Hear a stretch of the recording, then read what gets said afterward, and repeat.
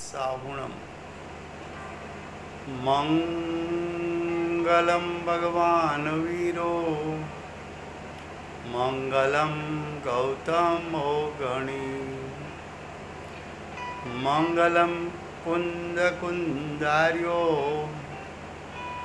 जैन धर्मोस्तु मंगलम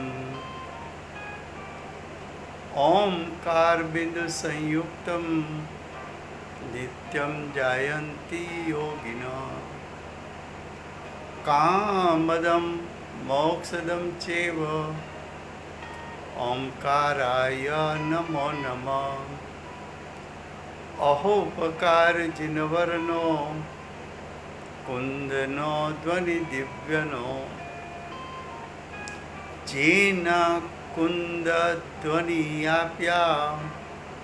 अहो गुरु काननो तुझ ज्ञान ध्यानो रंग अमया दर्श रहो हो शिव पद तक तुझ संग माता हाथ ग्रहो।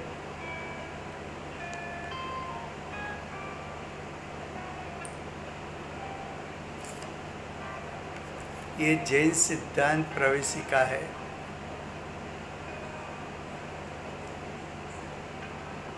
गोपालदास बरैया जी ने इसकी रचना की है और उसका प्रकाशन दिगंबर जैन स्वाध्याय मंदिर ट्रस्ट ने किया है।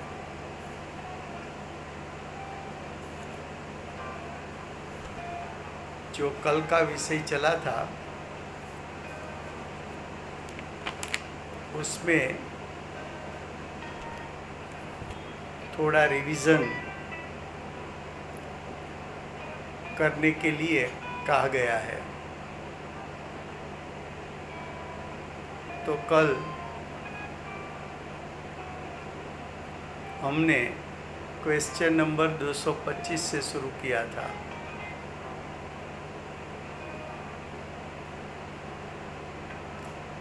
कि जिस तरह कर्म के भेद भिन्न भिन्न प्रकार से किया जाता है,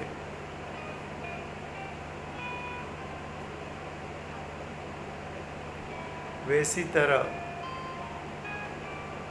यहाँ कर्म का प्रकार इस प्रकार बताया कि कर्म दो प्रकार के हैं, पुण्य कर्म और पाप कर्म। तो प्रश्न 225 में प्रश्न किया है,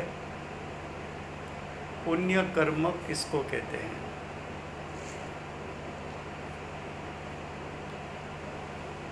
तो जो जीव को इष्ट वस्तु की प्राप्ति कराए, क्या कहा? जो कल का विषय था उसका थोड़ा रिवीजन करते हैं, उसके बाद आगे चलने वाले हैं। तो पुण्य कर्म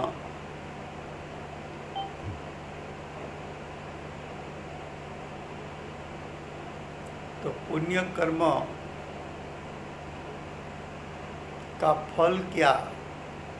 तो कि इष्ट वस्तु की प्राप्ति। इष्ट वस्तु किसको कहते हैं? इष्ट वस्तु दो प्रकार की होती है। एक सच्चे देव शास्त्र गुरु की प्राप्ति हो, वो सच्चा इष्ट है। लेकिन सच्चे देव शास्त्र गुरु का योग न हो और बाह्य में 10 प्रकार का परिग्रह इतना मिले और उसमें उसको बाह्य की अनुकूलता लगे, तो संसारी जीव बाह्य की वस्तु को और उसकी अनुकूलता को इष्ट कहते हैं। लेकिन अध्यात्म अपेक्षा से इष्ट का अर्थ है सच्चे दिव्य शास्त्र गुरु का साक्षात योग हो, उसका दर्शन पूजन स्वाध्याय का लाभ मिले और उसके निमित्त से जीव सम्यक दर्शन ज्ञान चारित्र प्रकट करे। जैसे कि हमें वर्तमान में भगवत कुंकुंदाचार्य देव रचित और उसकी परंपरा के आचार्यों से रचित आगमों का योग हुआ। वर्तमान गुरु पूज्य गुरुदेव श्री कांजी स्वामी वर्तमान में सम्यक दर्शन और भविष्य में तीर्थंकर होने वाले हैं, तो तीर्थंकर के जीव का योग मिला। पूज्य गुरुदेव के शिष्य में शिरोमणि पूज्य बेनश्री वर्तमान में सम्यक दर्शन से विभूषित और जाति स्मरण ज्ञान से विभूषित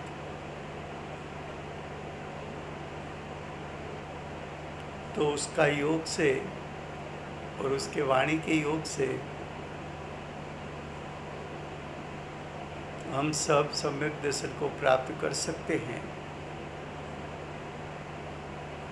और उसके जाति स्मरण के कारण हमें पूज्य गुरुदेव के नव भाव जानने मिला, तो गुरुदेव के प्रति अपना भक्ति भाव बढ़ गया। तो जो ऐसा योग मिलता है और लंबे काल तक ज्ञानी की उपस्थिति रहे, जैसे कि हमारे गुरुदेव ने 45 साल तक द्रव्य स्रोत की वर्षा की, ऐसा योग वास्तव में इष्ट योग है। और विश्व में दूसरे जीव ऐसे भी है जो सच्चे दिव्यशास्त्र गुरु नहीं मिले, लेकिन करोड़ों अब्जों रुपये का धन मिला, जमीन मकान मिला, 10 प्रकार के परिग्रह मिले, तो बाहर की अज्ञानी जीव को उसके कारण अनुकूलता लगती है, तो वो उसको इष्ट कहते हैं। अब क्वेश्चन 226, पाप कर्म किसको कहते हैं? जिससे अनिष्ट वस्तु की प्राप्ति होती है। पाप कर्म के फल में अनिष्ट वस्तु, वास्तव में अनिष्ट वस्तु क्या है? तो कि कुदेव को गुरु को शास्त्र का योग हो,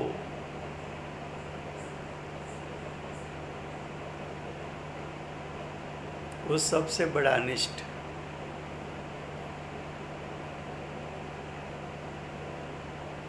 संसार की अपेक्षा से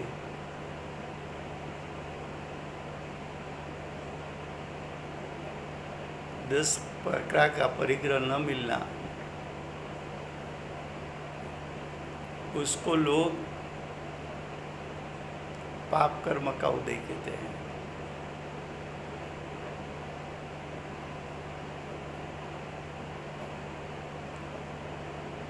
अब क्वेश्चन 227, घातिया कर्म किसको कहते हैं?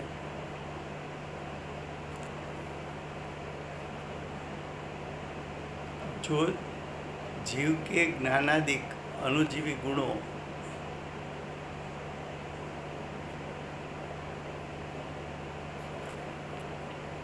का घात करे, उसको घातिया कर्म कहते हैं। वास्तव में कोई द्रव्य का घात नहीं होता है, किसी गुण का भी घात नहीं होता, लेकिन गुणों की शुद्ध पर्याय प्रकट न होवे, उसमें निमित्त होने वाला कर्म वो कर्म को घाती कर्म कहने में आता है।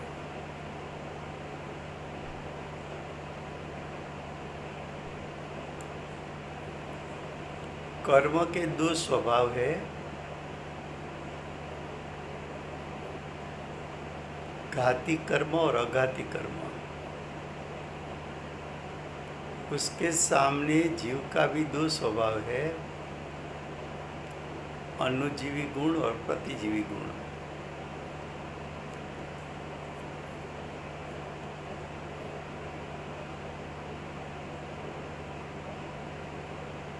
घाती कर्म का उदय अनुजीवी गुणों के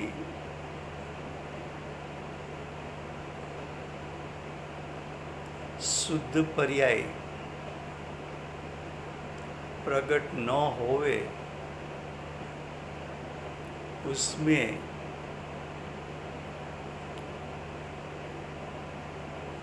निमित्त बनते हैं। इसलिए ऐसा कहा जाता है कि जीव की शुद्धता का घात करने वाला कर्म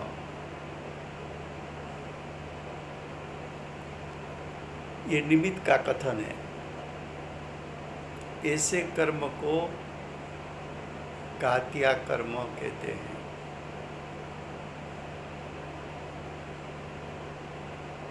अब अघाती कर्म किसको कहते हैं?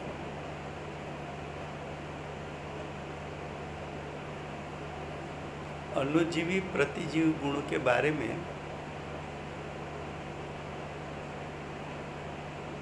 जो प्रतिजीवी गुण हैं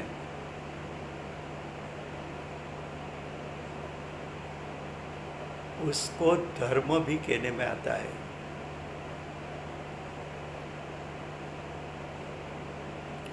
गुणों की पर्याय होती है, धर्म की पर्याय नहीं होती।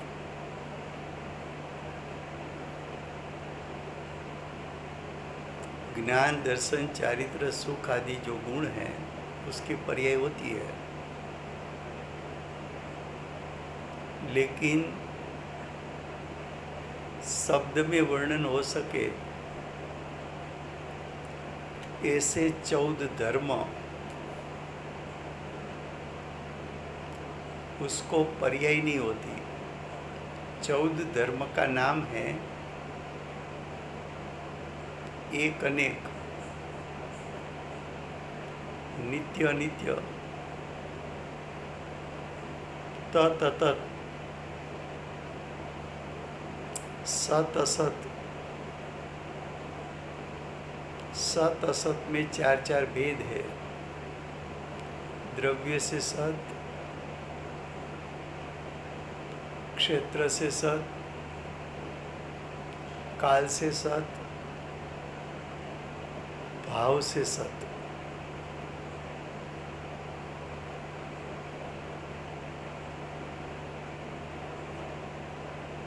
द्रव्य से असत, क्षेत्र से असत, काल से असत, भाव से असत। ऐसे 14 जो धर्म है उसको पर्याय नहीं होती। ये प्रतिजीवी गुण क्यों कहा?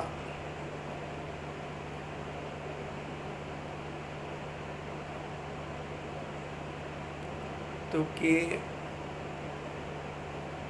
अघाती कर्म के अभाव में प्रकट होते हैं, इसलिए उसको प्रतिजीवी गुण कहा।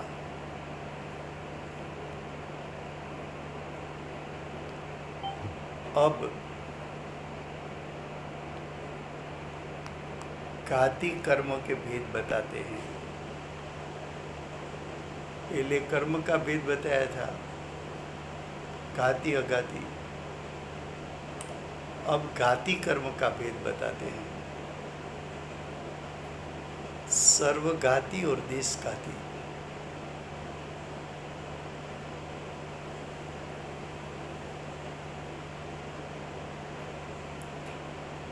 तो सर्वघाती कर्म किसको कहते हैं?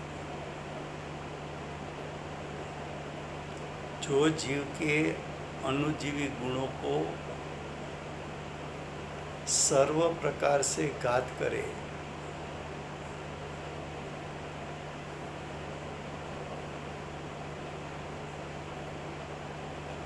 तो कोई गुण का तो घात नहीं होता,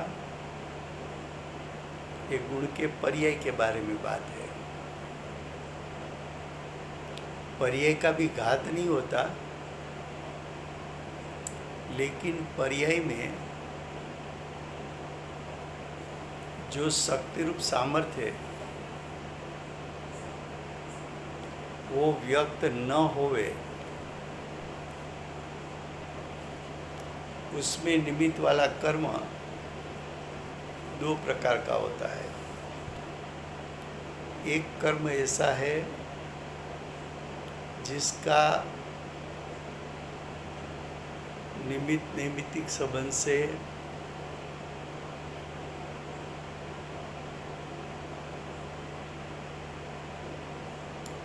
अनुजीवी गुणों की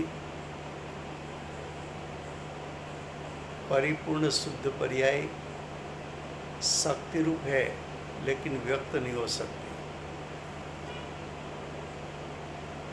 तो व्यक्त नहीं होने में जो घाती कर्म निमित्त है उसको सर्वघाती कर्म कहने में आता है। जैसे कि ज्ञान गुण में केवल ज्ञान प्रकट करने का शक्ति रूप सामर्थ्य है,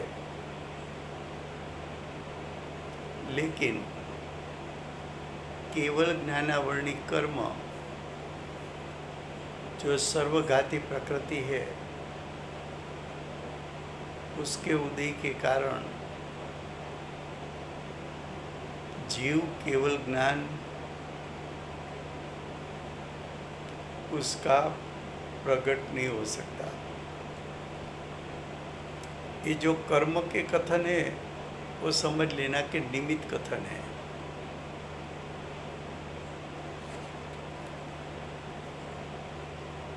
अब देशघाती कर्म किसको कहते हैं? तो उसका पहले सामान्य अर्थ समझना चाहिए कि जो जीव के अनुजीवी गुण हैं और उसका जो शक्ति रूप सामर्थ्य है वो कुछ व्यक्त हो, कुछ व्यक्त नहीं हो सकता।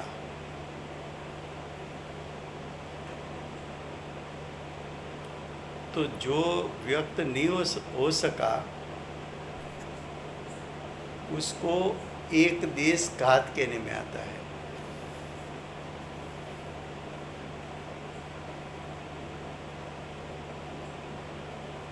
एक देश घात का अर्थ है आंशिक व्यक्तता है, आंशिक नहीं है।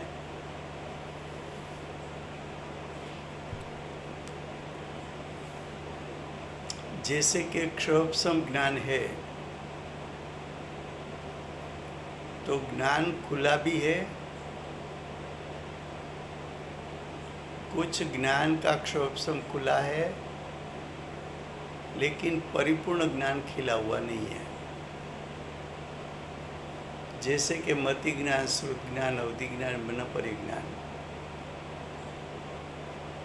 तो उसका मर्यादित खिलवट है, लेकिन अमर्याद खिलवट केवल ज्ञान प्रकट नहीं हुआ है। तो जो ज्ञान आदि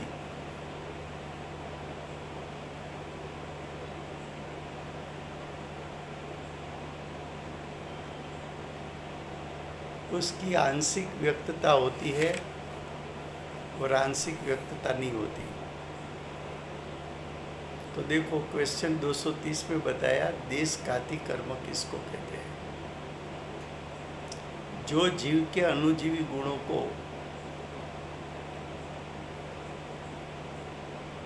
एक देश घात करे का अर्थ है घात करने में निमित्त होवे,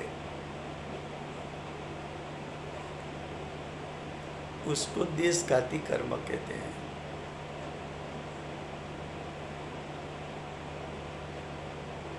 क्वेश्चन 231। अब कर्म के 4 भेद करेंगे। जीव विपाकी कर्म, उद्गल विपाकी कर्म, भव विपाकी कर्म, क्षेत्र विपाकी कर्म।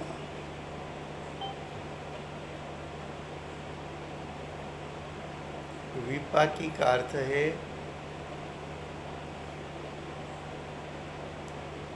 कर्म का उदय, यानी कर्म का अबाधा काल पूरा हो गया और फल देने के लिए आए।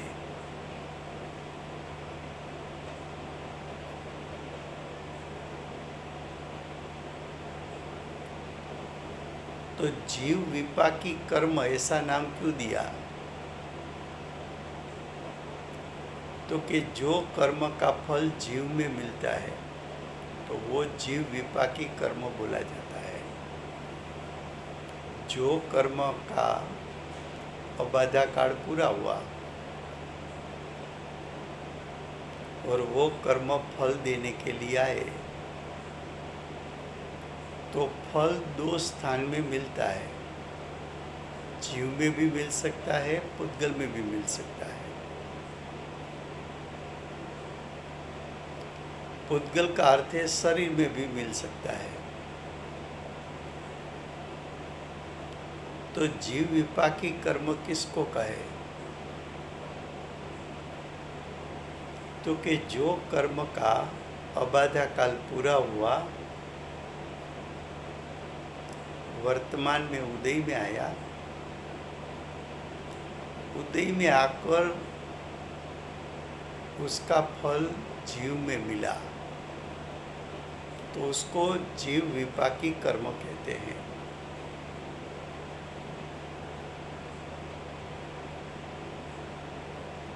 क्वेश्चन 232। पुद्गल विपाकी कर्म किसको कहते हैं? राजा भाई, जीव में मिला इसका अर्थ क्या है? जैसे घाती कर्म है, उसका उदय आया तो जीव के अणुजीवी गुण हैं, तो अणुजीवी गुणों उसमें जो शक्ति रूप सामर्थ्य व्यक्त होता है, उसके घात में जो निमित्त बनता है, तो जीव विपाकी कर्म कहने में आता है। आगे उसका भेद भी बताएंगे कि जीव विपाकी कर्म कितने हैं।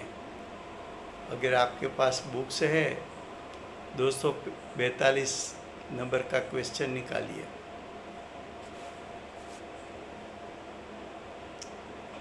प्रश्न ऐसा किया है, जीव विपाकी प्रकृति कितनी है? उसका अर्थ ये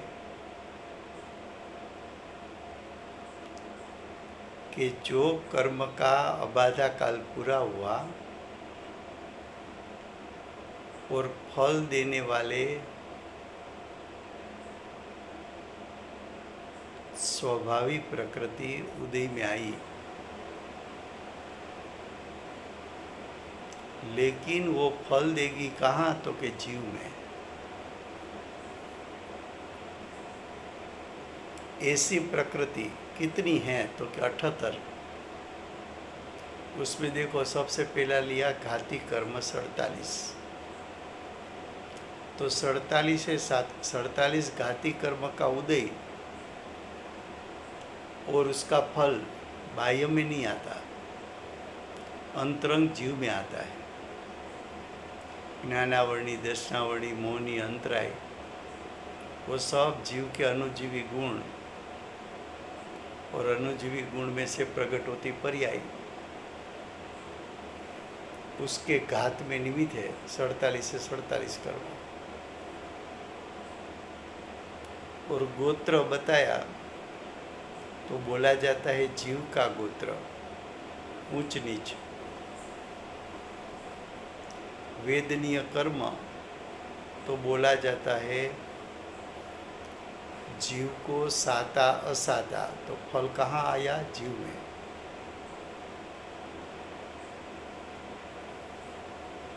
तीर्थंकर प्रकृति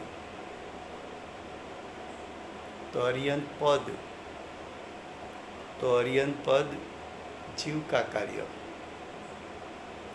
उच्छ्वास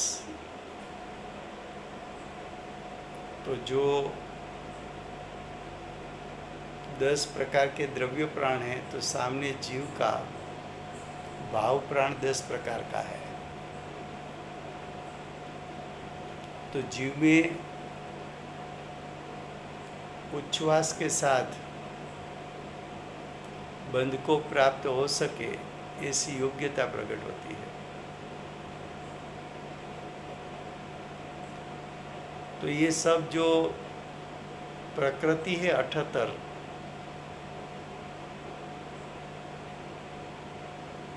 उसका फल जीव में आएगा।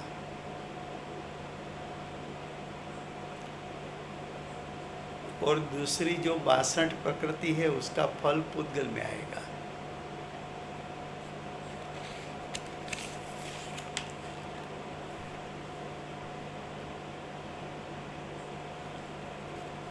तो देखो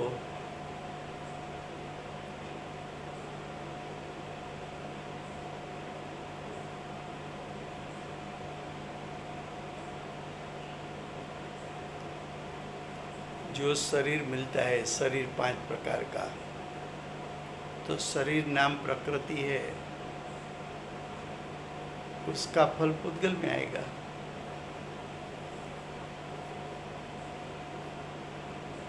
निर्माण नाम कर्म, उसका फल शरीर में आएगा। अंगोपांग, उसका फल शरीर में आएगा। संस्थान, शरीर का आकार, उसका फल पुद्गल में आएगा। सहनन, हड्डी पसड़ी, वो सब आएगा, फल पुद्गल में आएगा।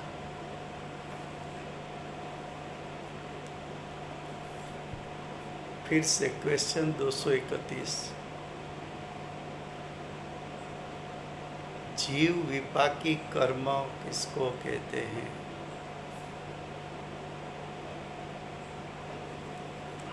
विपाकी कर्म का अर्थ है कर्म के उदय का फल।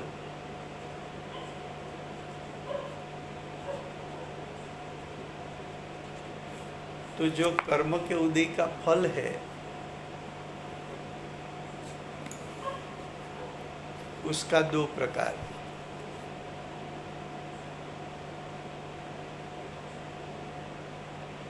एक जीव में फल आ सकता है, दूसरा शरीर में फल आ सकता है। तो जिसका फल जीव में आए तो वो जीव विपाकी कर्म कहलाएगा, और जिसका फल पुद्गल में आए वो पुद्गल विपाकी कर्म कहलाएगा। बाद में आगे जाके उसका प्रकार बताएंगे। अब तीसरी बात है भव विपाकी। तो कि भव विपाकी कर्म का अर्थ क्या? तो कि जो कर्म के उदय के कारण जीव संसार में, जो कर्म का उदय यानी कर्म का फल, तो कर्म का जो फल आया उसके कारण, उसके निमित्त कारण से जीव संसार में रुक जाता है। उसको भव विपाकी कर्म कहने में आता है।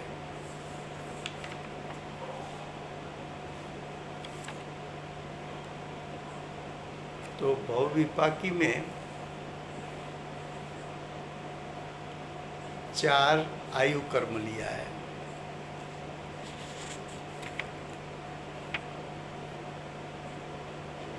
तिर्यंच आयु के कारण, तिर्यंच आयु के फल में जीव संसार में रुक जाएगा तिर्यंच गति में। नरक आयु कर्म के उदय में जीव नारकी के शरीर में रुक जाएगा।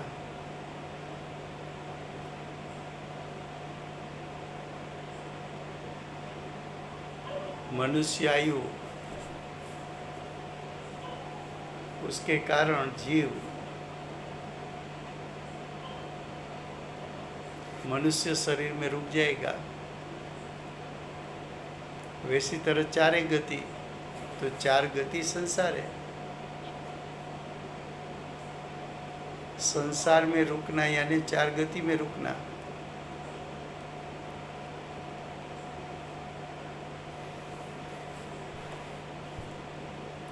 अब क्षेत्र विपाकी कर्म किसको कहते हैं?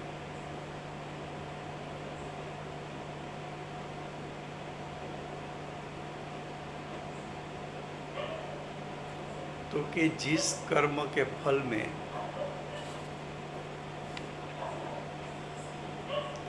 विग्रह गति में जीव का आकार जो आखिरी शरीर छोड़ा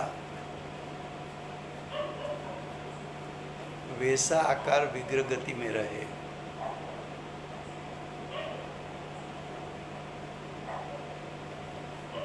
तो गति 4 है, तो क्षेत्र विपाकी कर्म भी 4 होना चाहिए।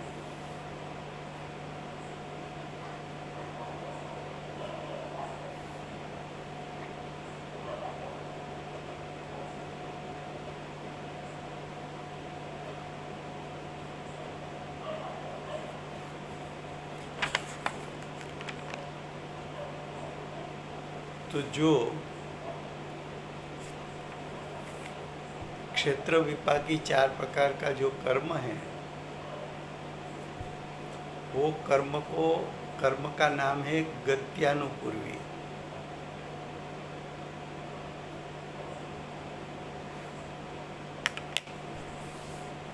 तिर्यंच गत्यानुपूर्वी, नरक गत्यानुपूर्वी, मनुष्य गत्यानुपूर्वी और देव गत्यानुपूर्वी। ऐसा 4 कर्म है। क्योंकि जीव तिर्यंच का शरीर छोड़ेगा और नया शरीर धारण नहीं करेगा तब तक आखिरी शरीर उसने छोड़ा है तिर्यंच का, ऐसा आकार विग्रह गति में रहेगा।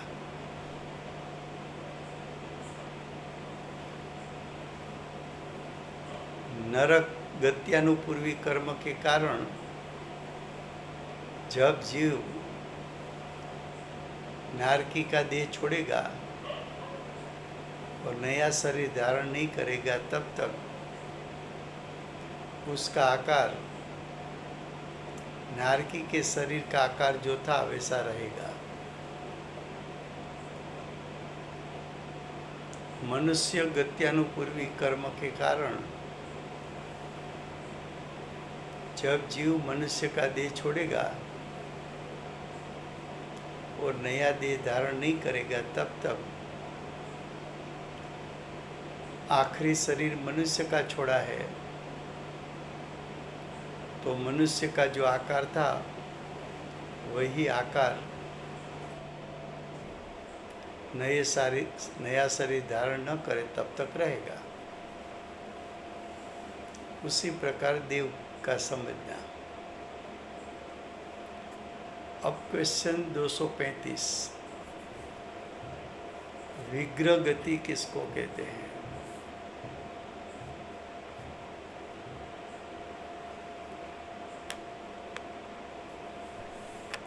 एक शरीर का त्याग करना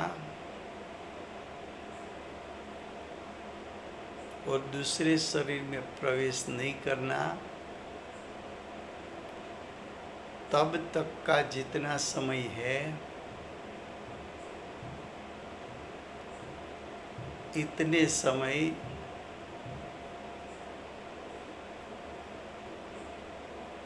रास्ते में, इतना समय रास्ते में है, उसको विग्रह गति कहते हैं।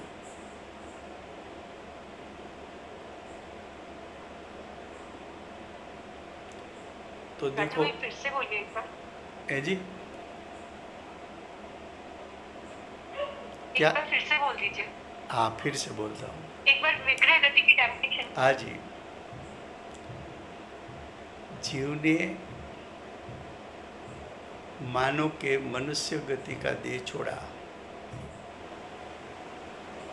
और यहाँ से देव गति में जाने वाला है। तो मनुष्य गति का देह छोड़ा और देव गति में प्रवेश नहीं किया, तब तक का जो काल है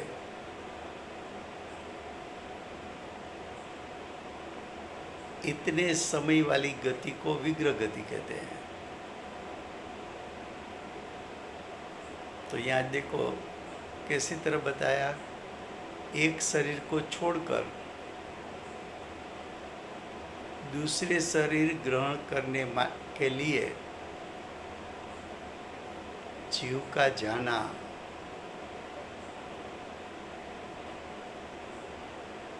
उसको विग्रह गति कहा। विग्रह गति है वो भी संसार है।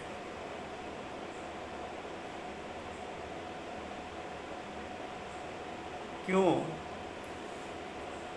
तो कि विग्रह गति में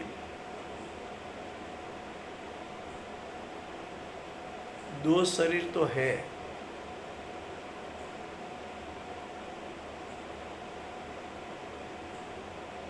एक कार्बन शरीर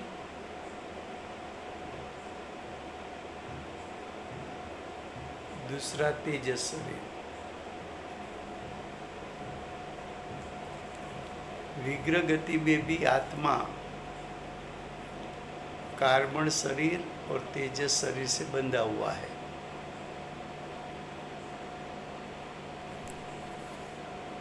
लेकिन विग्रह गति का समय, एक समय, दो समय और तीन समय, चौथे समय में तो नई गति के शरीर में प्रवेश हो जाता है। ज़्यादा से ज़्यादा 3 समय विग्रह गति का।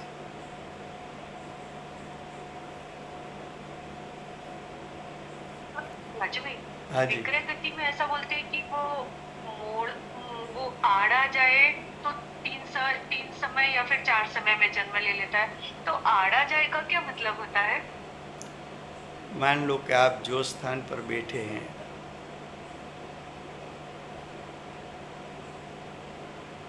और आपका यहाँ से दूसरी गति में जन्म होने वाला है, तो आप मानो कि देव गति में जाने वाले हो। अगर आप जहाँ बैठे हो उसके ऊपर ही शरीर मिलने वाला है, तो सीधा जीव ऊपर चला गया, तो वो टर्न कहीं नहीं लेगा।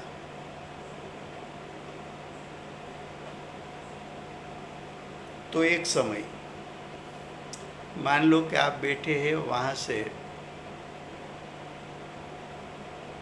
पूर्व दिशा में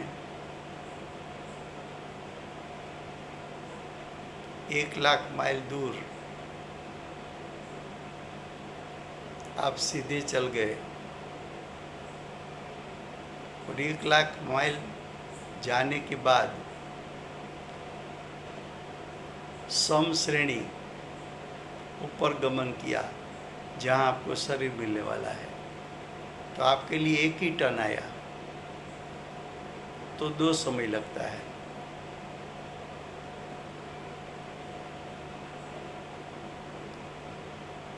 और 2 टन आया तो 3 समय लगता है। तो ज़्यादा से ज़्यादा 3 समय है। तो इसको क्या बोलेंगे कि जीव कि वो जीव जीव का जो समझ नया जाता है कि शरीर, मुझे कहाँ जन्म लेना। आज देखो,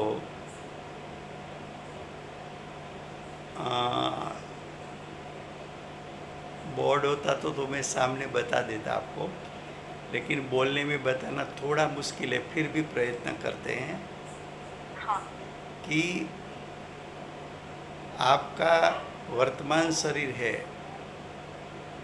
और नया शरीर जहाँ मिलने वाला है वो शरीर तक पहुँचने के लिए आपको कितना टन लेना पड़ता है। वो टन 1 हो सकता है, 2 हो सकता है, मैक्सिमम 3 हो सकता है।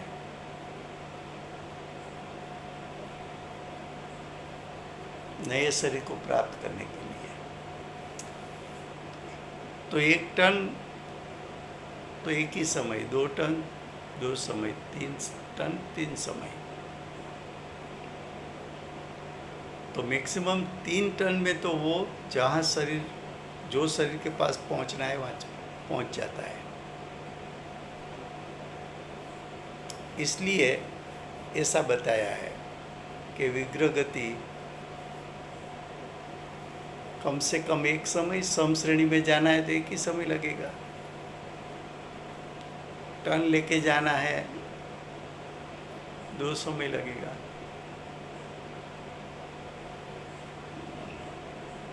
टर्न लेके जाना है, इसका क्या मीन्स, टर्न मीन्स क्या है? टन क्या जैसे के समश्रेणी आपने बताया वो तो समझ में आया। आपको देखो, सोनगढ़ आना है तो रास्ते में कितना टन लिया, जो उसका गति का प्रकार है ऐसा है कि मैं जहाँ बैठा हूँ यहाँ से सीधे सीधा 5 किलोमीटर गया, जहाँ 5 किलोमीटर पे पहुँचा वहाँ से मैं सम श्रेणी में जाऊँ और मुझे जो शरीर मिलने वाला है वो शरीर वहाँ पड़ा है, तो जो मैं यहाँ से 5 किलोमीटर तक गया सीधा, लेकिन हमारा जन्म होने वाला है देवलोक में, तो मनुष्य क्षेत्र में से देवलोक में जाने के लिए 5 किलोमीटर सीधा जाने के बाद वो जीव ऊपर गया, तो वहाँ से टर्न ले लिया ना, 90 डिग्री से टर्न ले लिया। हाँ हाँ अब आया समझ, मतलब मीन्स जैसे कि आपने बताया कि हाँ। जैसे सोनगढ़ आना है तो सोनगढ़ आने में रास्ते में कितने टर्न लगे। हाँ। ऐसा। हम्म। ओके। तो ये विग्रह गति, तो विग्रह गति का प्रकार 4 है।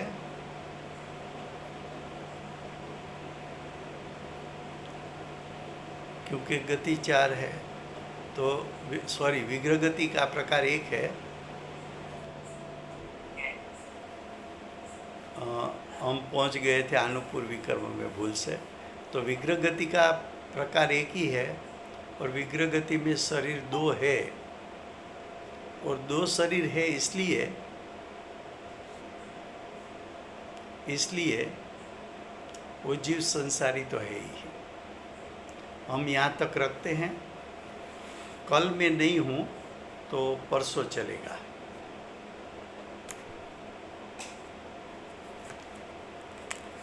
समय हो गया है। वर्तमान 24 के आखिरी तीर्थंकर बाल ब्रह्मचारी महावीर भगवान की जय हो। महाविद्य क्षेत्रे विराजते हुए प्रथम तीर्थंकर धर्म धुरंधर अनंत चतुष्टय के धारी दिव्य ध्वनि के दातार शासन उपकारी से सिमंदर भगवान की जय हो। चलते फिरते सिद्ध, प्रचुर स्वसंवेदन करने वाले महासमर्थ आचार्य भगवत कुंकुंदाचार्य देव की जय हो। वर्तमान काल में जीव की मुख्यता से अभ्यास कराने वाले तीर्थ के नायक, तीर्थ के स्थापक, तीर्थ के प्रवर्तक परम कृपाणु श्री सद्गुरुदेव की जय हो। पूज्य गुरुदेव की महिमा बताने वाले स्वानुभव युक्त जाति स्मरण ज्ञान युक्त प्रसव मूर्ति भगवती मात की जय हो। सम्यक दर्शन की प्राप्ति में निमित्त रूप अष्ट जिनवाणी मात की जय हो। पूज्य गुरुदेव और माता जी की साधना भूमि सुवर्णपुरी धाम की जय हो। सुवर्णपुरी धाम में विराजमान सर्वदेव शास्त्र गुरु भगवंत की जय हो।